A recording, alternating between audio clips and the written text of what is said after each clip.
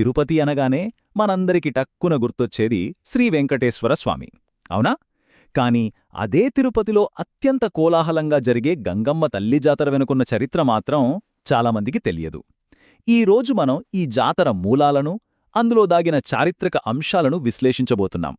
బయటకు చూస్తే ఈ జాతరలో అన్ని గందరగోళంగా వింత వింత ఆచారాలతో నిండి ఉన్నట్లు అనిపిస్తుంది.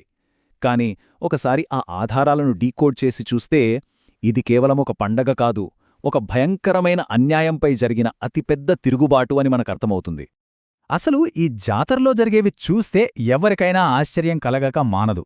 జంతుబళ్ళు, బహిరంగంగా బూతులు తిట్టడం, వింత వింత వేషాలు వేసుకోవడం, చివరకు ఆ అమ్మవారి మట్టి ముఖాన్ని గోళ్లతో కత్తులతో గీకడం వినటానికే చాలా షాకింగ్గా ఉంది గదూ. ఇవన్నీ చూసి ఎవరైనా ఇవి మూఢనమ్మకాలు అనుకుంటారు. యాక్చువల్లీ అది నిజం కాదు. ప్రతి ఆచారం వెనుక బలమైన చారిత్రక కారణం ఉంది. ఆ స్టోరీ ఏంటో ఇప్పుడు మనం డీకోడ్ చేద్దాం. ముందుగా అసలు ఈ గంగమ్మ తల్లి ఎవరు అనేది మనం తెలుసుకోవాలి. ద్వాపరయుగంలో కృష్ణుడికి చెల్లెలుంది కదా, యోగమాయ. ఆ యోగమాయే కలియుగంలో ఇలా ఉగ్రరూపం దాల్చిన గ్రామదేవతగా రాయలసీమలో అవతరించిందని పురాణాలు చెప్తున్నాయి. ఇక్కడొక ఇంట్రెస్టింగ్ పాయింట్ ఏంటంటే, దాదాపు 1000 ఏళ్ల క్రితం రామానుజాచార్యుల వారు ఆ దారిన వెళుతూ ఒక చెట్టుపై ఉన్న ఈ ఉగ్రదేవతను చూశారట. వెంటనే ఆయన మంత్రించిన అక్షింతలు చల్లి ఆమెను ఒక చిన్నపిల్లగా మార్చేశారు. ఆ తర్వాత ఆ చిన్నారిని తిరుపతి దగ్గర వదిలేస్తే స్థానికులే ఆమెను తమ సొంత కూతుర్లా అల్లారుముద్దుగా పెంచుకున్నారు. సరే, ఇప్పుడు అసలు కథలోకి వద్దాం. అప్పట్లో ఈ ప్రాంతాన్ని 76 మంది పాలెగాళ్లు, అంటే అప్పటి లోకల్ రూలర్స్ పాలించేవారు. అందులో తిరుపతి పాలెగాడు చెప్పాలంటే మంచి రూపంలో ఉన్న ఒక రాక్షసుడు. ఆడవాళ్లను ఎత్తుకెళ్లడం, దారుణంగా హింసించడం వాడికి నిత్యకృత్యం. ఒకరోజు వాడి కన్ను మన గంగమ్మపై పడింది. కాని ఆమె మామూలమ్మాయి కాదుగదా, ఆ ఊరి రక్షకురాలు. దాంతో ఆ పాలెగాడి అరాచకాలను ఎట్టి పరిస్థితుల్లోనూ అంతం చేయాలని ఆమె డిసైడ్ అయింది. అది తెలిసి భయంతో ఆ క్రూరుడు ఎక్కడో దాక్కుంటే వాడిని బయటికి రప్పించడానికి గంగమ్మ తల్లి ఒక మాస్టర్ ప్లాన్ వేసింది. ఇప్పుడు మనం ఇందాక మాట్లాడుకున్న ఆ వింత ఆచారాలను ఈ చరిత్రతో కనెక్ట్ చేసి చూద్దాం. జాతరలో జనం రకరకాల వేషాలెందుకు వేస్తారో తెలుసా? గంగమ్మ తల్లి ఆ పాళెగాడిని కన్ఫ్యూజ్ చేయడానికి వేసిన వేషాలకి అది గుర్తు. పోనీ బూతులెందుకు తిడతారు? ఎక్కడో పిరికివాడిలా దాక్కున్న ఆ రాక్షసుణ్ణి రెచ్చగొట్టి బయటికి లాగడానికి ఆనాడు గంగమ్మ తల్లి అలాగే తిట్టింది మరి. ఇక ఫైనల్గా దొరవేషం, వాడిని మట్టుపెట్టడానికి ఆమె వేసిన ఆఖరి వేషమిది. అంటే ఇప్పుడు మనకర్థం కావాల్సిన విషయమేంటంటే, జాతరలో కనిపించే ఈ హడావిడి అంతా 100 ఏళ్ల క్రితం గంగమ్మ తల్లి ఆ రాక్షసుని ఎలా వేటాడిందో చూపించే ఒక భారీ హిస్టారికల్ రీఎనాక్ట్మెంట్ అన్నమాట. పాలెగాడి చావుతో ఇక ఊళ్ళో అంతా హ్యాపీ అనుకుంటాం. కానీ అక్కడే సీన్ రివర్స్ అయింది. స్థానిక జానపద కథలను బట్టి చూస్తే ఆ సంఘటన జరిగిన కొన్ని ఏళ్లకి ఆ గ్రామంలో మసూచీలాంటి భయంకరమైన రోగాలు, కరువు విరుచుకుపడ్డాయి. జనం పిట్టల్లా రాలిపోతున్నారు. అప్పుడు గ్రామ పెద్దలు వెళ్లి గంగమ్మ తల్లిని వేడుకుంటే ఆ రోగాలను తాను తీసుకోవాలంటే ఏడాదికి ఒక నరబలి కావాలని ఆమె డిమాండ్ చేసింది. వినడానికి భయంకరంగా ఉంది కదా. కాని అప్పట్లో ఆ మహమ్మారి నుంచి ప్రజలను కాపాడుకోవడానికి నరబలులివ్వడం స్టార్ట్ చేశారు. ఈ బలుల కథలో ఒక థ్రిల్లింగ్ ట్విస్టుంది. ఎప్పుడూ తమ వాళ్లనే ఎందుకు బలివ్వాలి? ఈసారి ఊరికి వచ్చిన కొత్తవాళ్లనే ఇద్దామని గ్రామస్తులు ఒక ప్లాన్ వేశారు. ఎగ్జాక్ట్గా అదే టైంకి శ్రీ వెంకటేశ్వర స్వామికి అత్యంత ప్రియమైన తాతాచార్యుల వారు తన శిష్యులతో కలిసి ఆ ఊరికొచ్చారు. ఇంకేముంది, ఊరివాళ్లు వాళ్లను పట్టుకొని బంధించారు.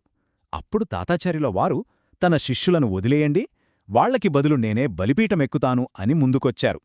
మరుసటి రోజు బలి ఇవ్వడానికి అంతా రెడీ అవుతుండగా సడన్గా ఒక వ్యక్తికి అమ్మవారు పూనింది.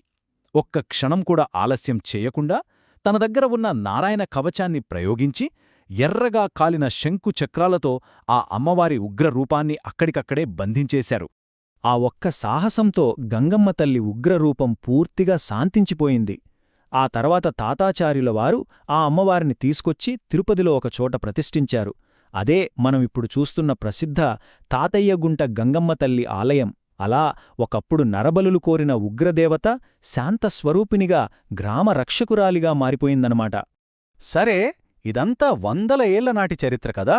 జస్ట్ ఒక 30 ఏళ్ల క్రితం జరిగిన ఒక ఇన్సిడెంట్ గురించి కూడా మనం మాట్లాడుకోవాలి. నొచ్చిలి కుప్పిరెడ్డి అనే ఒక పూజారి రోజూ అమ్మవారికి చాలా ప్రేమగా మిఠాయిని నైవేద్యంగా పెట్టేవాడు. ఒకరోజు ఆమె ఆ నైవేద్యం తినలేదని ఆయనకు విపరీతమైన కోపమొచ్చేసింది. ఎంత కోపమంటే చేతిలో ఉన్న రాయి విసిరుకొట్టాడు. దెబ్బకు అమ్మవారి ముక్కు విరిగిపోయింది. తర్వాత విగ్రహానికి సిమెంట్ వేసి అతికించారనుకోండి. దేవుడి మీద ఒక భక్తుడికి ఉండే చనువు, అలాగే కోపం ఎంత న్యాచురల్గా ఉంటాయో ఈ సంఘటన చెబుతుంది కదా.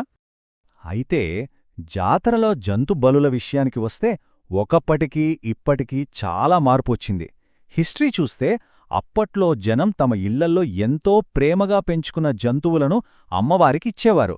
కుటుంబ ఆరోగ్యం కోసం వాళ్ళు చేసే ఒక నిజమైన త్యాగమది. కాని ఇప్పుడేం జరుగుతోంది? కేవలం జాతర కోసమే మార్కెట్లో ఏవో జంతువులను కొంటున్నారు, బలిస్తున్నారు, దాన్ని ఒక పెద్ద పండుగ భోజనంలా ఎంజాయ్ చేస్తున్నారు. ప్రాచీన కాలంలో ఉన్న ఆ భక్తి, త్యాగం ఇప్పుడు నెమ్మదిగా ఎలా కమర్షియల్ విందుగా మారిపోయాయో మనమిక్కడ స్పష్టంగా గమనించొచ్చు. ఇక మనం ఫైనల్గా అత్యంత ఆసక్తికరమైన మిస్టరీ దగ్గరికొచ్చేశాం. జాతర చివరలో భక్తులంతా ఒక్కసారిగా ఎగబడి ఆ అమ్మవారి మట్టి ముఖాన్ని కత్తులతో, గోళ్లతో ఎందుకంత వయలెంట్గా గీకుతారు? అసలలా ఎందుకు చేస్తారు? దీని వెనకున్న లాజిక్ వింటే నిజంగానే మీరు ఆశ్చర్యపోతారు. యాక్చువల్లీ దీని వెనుక ఒక లోతైన ఆధ్యాత్మిక భావన ఉంది. జాతర కోసం 7 అడుగుల ఎత్తులో ఒక మట్టి విగ్రహాన్ని తయారు చేస్తారు. వారం రోజులపాటు అమ్మవారు స్వయంగా ఆ విగ్రహంలోనే ఉంటుందని భక్తుల నమ్మకం. జాతర అయిపోయాక ఆ విగ్రహంలోని కనీసం ఒక్క చిన్న మట్టిపెళ్లైనా దొరికితే తమ ఇంటికి రక్షణ ఉంటుందని వాళ్ల ప్రగాఢ విశ్వాసం. అందుకే ఆ పవిత్రమైన మట్టి కోసం వాళ్ళు అలా ఎగబడతారు. గోళ్లతో రక్కిమరీ ఆ మట్టిని తీసుకెళ్లి ఇంట్లో పూజాగదిలో పెట్టుకుంటారు, బొట్టుగా ధరిస్తారు. చూడటానికది విగ్రహ విధ్వంసంలా కనిపించొచ్చు, కానీ నిజానికది అమ్మవారి ఆశీస్సుల కోసం పడే ఒక గొప్ప ఆరాటం. ఫైనల్గా మనం అర్థం చేసుకోవాల్సిన విషయం ఒక్కటే. ఆచారాలు, సంప్రదాయాలు అనేవి చాలా గొప్పవి. కానీ వాటిని గుడ్డిగా ఫాలో అయిపోవడం కన్నా అసలవి ఎందుకొచ్చాయి, ఎలా వచ్చాయి అనేది మనం తెలుసుకోవాలి. గంగమ్మ జాతరలో కనిపించే ఈ గందరగోళం వెనక ఒక క్రూరుడిపై జరిగిన తిరుగుబాటు, అలాగే సమాజాన్ని కాపాడటం కోసం జరిగిన త్యాగాలు ఉన్నాయని తెలిసాక ఈ జాతరను చూసే మన కోణం పూర్తిగా మారిపోతుంది కదా. ఈ విశ్లేషణను ముగించే ముందు ఒక్క ప్రశ్న. ఇలాంటి వింత ఆచారాలు మన చుట్టూ ఇంకా ఎన్నో ఉన్నాయి కదా. ఈ జాతరలాగే ఇంకెన్ని గొప్ప చారిత్రక తిరుగుబాట్లు అలా ఆచారాల ముసుగులో మన కళ్ళెదుటే దాగి ఉన్నాయో ఆలోచించండి. ఒక్కసారి మనం ప్రశ్నించుకోవడం మొదలుపెట్టితే ఎన్నో అద్భుతమైన, ఆశ్చర్యకరమైన నిజాలు మనకు తెలుస్తాయి.